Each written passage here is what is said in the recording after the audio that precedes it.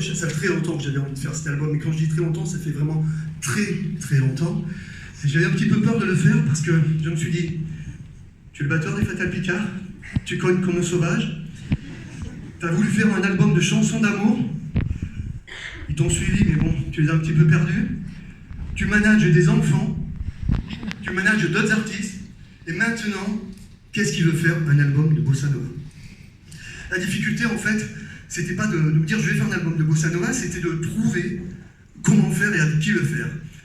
En fait, j'avais envie de trouver une équipe déjà formée, qui joue ensemble depuis longtemps, de manière très traditionnelle à Bossa Nova. Alors en fait, j'ai trouvé des groupes de jazz qui jouaient très bien la Bossa Nova, mais très jazz, avec des chorus de partout. Des groupes de world qui jouaient de la Bossa Nova, mais qui jouaient de l'afro-cubain, des salsa, des choses comme ça. C'est pas mon truc. Et donc je n'y arrivais pas. Je cherchais, et puis un beau jour, je tombe sur YouTube, sur un groupe en train d'enregistrer leur album. Et ce groupe, c'était Abanda.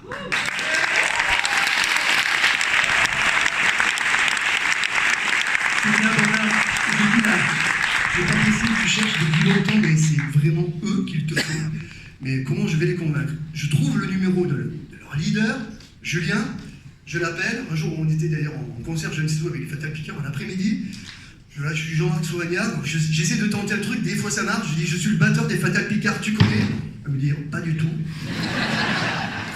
Je dis ça part mal, je lui explique que les Fatal Picard c'est un groupe de rock humoristique, alors, je vous dis pas, je n'imagine pas ce qui a dû se passer dans sa tête, et tu veux faire quoi? De la Bossa Nova avec vous.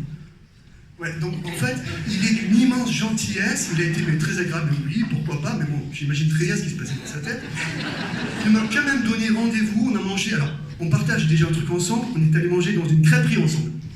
Donc on partage l'amour des crêpes, c'est déjà pas mal. Et des pâtisseries. Et de toutes les pâtisseries. Parce qu'il était un gourmand. Hein. Toutes les répétitions qui venaient chez moi, il y a des gens qui savent déjà. Il y a des gens qui connaissent les vices dans la salle. Et en fait, donc, on a mangé ensemble, j'ai sorti tous les arguments que je pouvais pour essayer de le convaincre. Apparemment, ça a passé, il m'a dit je veux bien faire un essai. Je suis allé chez lui, il m'a joué des guitares, j'ai chanté un petit peu des chansons. Et en fait, il m'a dit banco, on fait cet album, et il m'a prêté ces incroyables musiciens, voilà. Il n'y a pas vraiment pas de choix.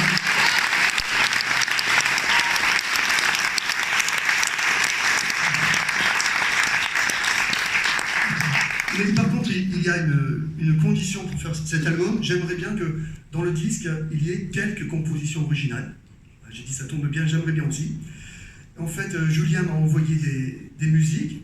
Je lui ai dit s'il te plaît, envoie-moi surtout des trucs très tristes. C'est vrai que j'aime plutôt les chansons très tristes, et je vous assure que la première qu'il m'a envoyée était vraiment très très triste, peut-être trop. Il m'en a envoyé une autre, et j'ai écrit quelques mots dessus, saudade.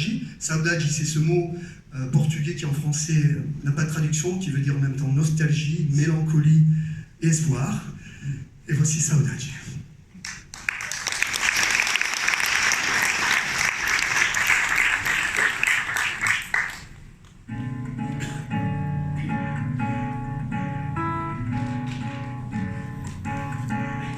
C'est une chanson un peu triste, c'est une bossa nova, mais elle me donne un peu de bon calorno coração. Délicieuse nostalgie,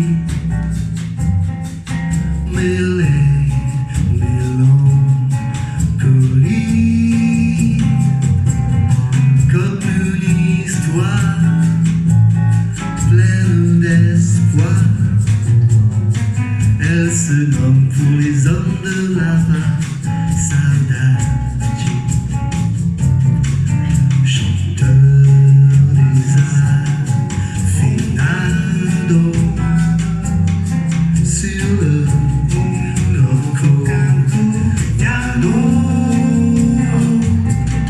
Se fait laser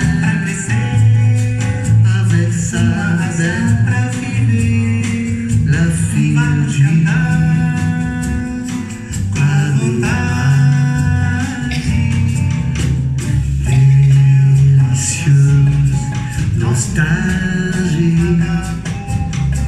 mêlée, mélancolie, comme une histoire pleine d'espoir. Elle se donne pour éteindre de la bas.